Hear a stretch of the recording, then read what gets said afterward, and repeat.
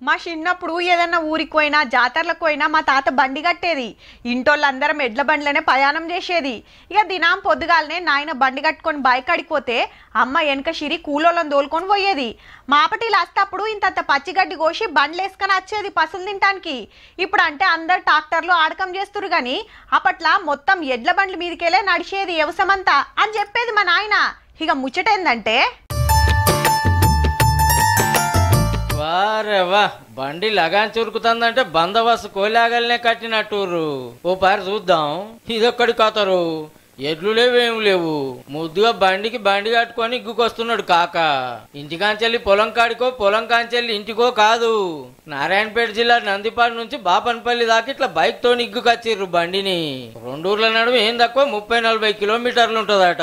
ఎద్దులు లేక ఏరే వాళ్ళని అడిగి తీయలేదు, అంత దవ్వు ఎండలేడానే, అందుకే బైక్ కట్టుకొని వచ్చిన. ఎండ ఎట్లా చంపుతాంది మరి? అయితే కాకకో 2 ఎకరాల పొలం ఉన్నదట. ఎట్లన్నా చేసి వ్యవసాయాన్ని ఉరికియాలని చుట్టాలు ఇంటికాడ ఉన్న ఎడ్ల బండిని ఇంటికి తెచ్చుకుంటానికి గింత చెమట తీసిర్రు తండ్రి కొడుకులు. ఎర్ర టెండలు అంత దూరం నుంచి ఎట్లా పట్టుకొచ్చిర్రే అని అడిగితే ఇబ్బంది అయింది, ఎట్లా నిదానం తీసుకొచ్చిన సెకండ్ వేసుకొని బండి నిదానం వచ్చిందని చెప్పి. ఇప్పుడు బండి కొన్నారు, ఇంకొన్ని వద్దులకు ఎడ్లు కొంటారట. కానీ ఏమన్న ఉపాయం చేసిర్రా? అగో బండిని అమాంతం లాబట్టి బైక్ మీద పెట్టి ఎటు కదలకుండా బందోబస్తుగా కట్టిర్రు తాళ్లతోని. ఎడ్లు అడిగితే ఎవ్వరు ఇయ్యరా ఇది. పోనీ దేంట్లో ఎక్కించుకొని వద్దామంటే కిరాయి కావాలి. ఆటోలకు తీసుకొని రావట్లకి పైసలు ఆడతారు, దానికి 5 రూపాయలు ఆడతారు.